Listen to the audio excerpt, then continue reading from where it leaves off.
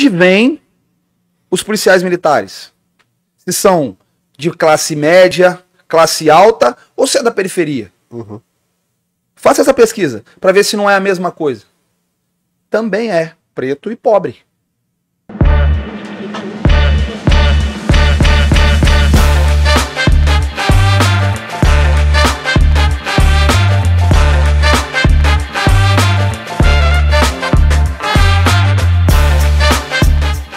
Negócio interessante. Por que você acha que existe isso, essa questão da população, não tô generalizando, mas Sim, uma parte da população que ainda vê a polícia como vilã. Como uma vilã, exato. Cara, então, isso aí, isso na minha concepção, na minha humilde opinião, tá? Isso aí vem construído durante algum tempo, certo? Se a gente for parar para analisar, se você sentar numa faculdade de Direito hoje, tá? De Direito. O primeiro livro que você vai ter na mão é Vigiar e Punir, de Foucault. E aí ele fala sobre as relações de poder que o Estado estabelece sobre o oprimido. Uhum. Basicamente falando, segundo Foucault, a sociedade cria mecanismos para punir o mais frágil. E o mais frágil na concepção deles são os criminosos. E aí eu discordo pelo seguinte, cara. Eu venho de comunidade.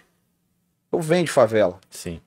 Eu conheci vários amigos que tomaram o mundo do crime por pura e simples querer.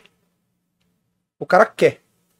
E aí se cria uma fala que não há oportunidade. Uhum. Que não se é dada oportunidade. Em tese, acontece? Sim. E aí se cria outra fala dizendo que a polícia mata preto e pobre. Não é isso? Uhum. Se você for nas polícias, em todas as polícias do Brasil inteiro, faça lá uma relação de renda per capita e cor de quem tá lá.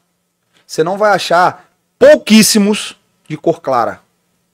Pouquíssimos. E todos eles, a grande maioria deles, principalmente advindo da Polícia Militar, vieram de comunidade, cara.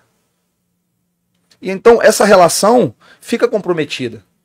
Fica muito comprometida. Uma das coisas que eu vejo como veio a polícia ser tão... Você fala do próprio efetivo da polícia, né? Exato. Para deixar claro. Não, aí, entendi. Tá? Você entendeu? Talvez para quem deixar claro, não entendeu, mas eu sobre entendi. o próprio efetivo da polícia. Então seria, a maioria seriam pardos negros, negros e pardos de baixa renda matando negros e pardos de baixa renda. Do mesmo jeito. Tá Isso bom?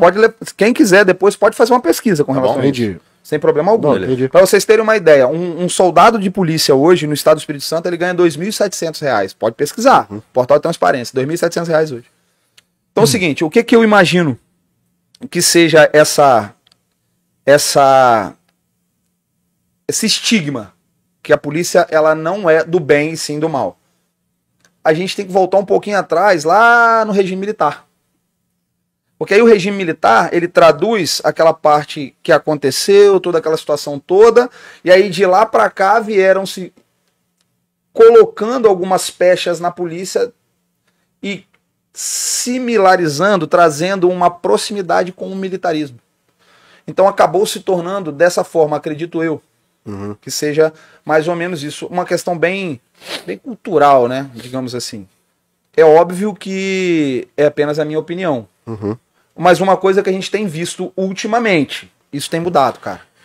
Isso tem mudado. Sim. Isso tem mudado. Existem estudos, né, galera? Não quero deixar vocês desconfortáveis. Não, à vontade. Só pra Falar, gente poder, a gente precisa falar sobre isso. Existem estudos que apontam, né, que realmente a maioria das pessoas que acabam sendo mortas em conflitos pela polícia, em maioria polícia militar, Sim. são pretos e de baixa renda. Sem dúvida. Por que você acha que isso acontece?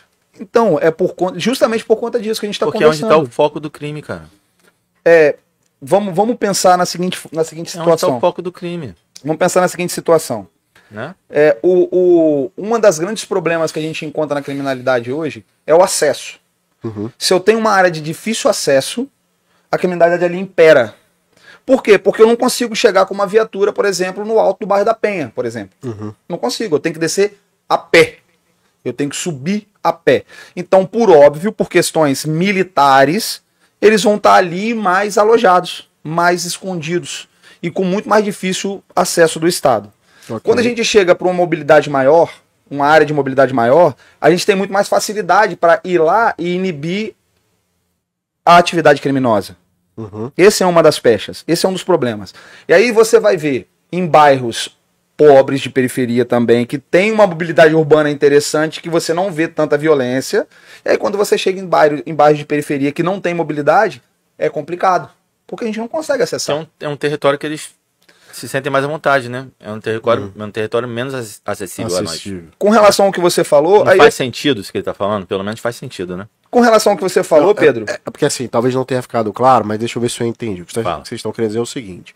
Acontece, esses números são assim, porque em maioria, em bairros periféricos, infelizmente, moram pessoas de baixa renda. Isso. Agora eu peço... E por questões históricas também são claro, pessoas de evidente. Evidente, tô pretos falando e assim, pardos. É isso o que eu você tá peço, falando? isso aí, o que eu peço ao ouvinte que tá aí, aos telespectadores? Façam uma pesquisa da polícia, da mesma forma. De onde vêm os policiais militares? Se são de classe média, classe alta, ou se é da periferia? Uhum. Faça essa pesquisa, para ver se não é a mesma coisa. Também é preto e pobre. Na polícia militar, na polícia civil. Aonde você vai encontrar a classe média nos cargos de polícia? Os cargos de chefia. Oficiais, delegados de polícia. Percebe? Na classe... Na ponta da lança, digamos assim. São raros aqueles que vêm de uma família que tem uma solidez, assim, digamos, financeira. Percebe? Os caras vêm também de periferia. E, inclusive, vários deles continuam em periferia até hoje. Sim. Continuam em periferia até hoje. Então, quando a gente estuda só de um lado, eu concordo com você. É óbvio, porque lá na periferia é óbvio e evidente. Pensa comigo o seguinte, quando o cara ganha dinheiro, ele é da periferia, ele trabalha, ele mora numa favela, tá? A primeira coisa que ele faz quando ele ganha dinheiro é sair de lá, irmão. A maioria sai, cara. É sair de lá, cara. A maioria sai. É só você ver esses artistas famosos aí e tudo mais. É Não sair de lá. adianta, sai. É sair de lá, você entendeu? Né? É óbvio e evidente que vai morrer mais preto e mais pobre. Até porque hoje em dia preto e pobre é muito complicado. Eu falo isso direto. A minha esposa, meu amor, te amo, viu? A minha esposa, eu falo isso direto. A minha esposa, ela é loura. Do olho claro, amigo. Branca, branca, branca, branca. O pai dela é índio. Índio, mas é índio.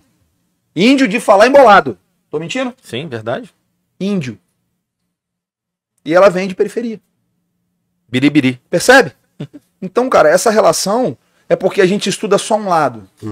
Começa... Eu vou voltar a dizer, cara, eu gosto da curiosidade. Tô falando isso só por quê, cara?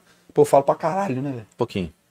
Eu tô falando isso só por quê? Porque, assim, até pouquíssimo tempo atrás, uns anos atrás, eu andava com a camisa do Che Guevara, amigo. Comuna do... Até onde chegou e parou, filho.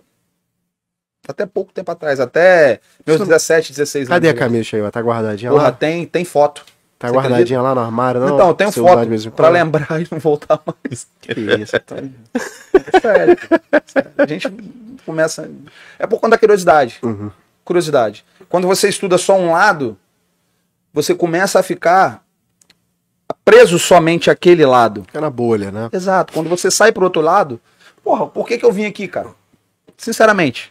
Por que você veio aqui? O que você acha? Eu acho que por isso, por curiosidade. Eu acho que você queria ver o outro lado, queria entender. Falar pro outro lado. Falar com outro público. Exato, cara. Exatamente. Meu irmão, eu falar do que eu faço pra quem bate palma pra mim é tranquilaço, né? amigo. Molezinha. É tranquilaço. Agora eu expor minhas ideias, o que eu penso para o povo, o público que é contra isso, é literalmente dar oportunidade pro cara falar, porra, esse maluco tá falando, tem um sentido. E, pô, assim, a gente é um podcast plural pra caralho, vem todo tipo de gente aqui, cara, a gente se orgulha disso.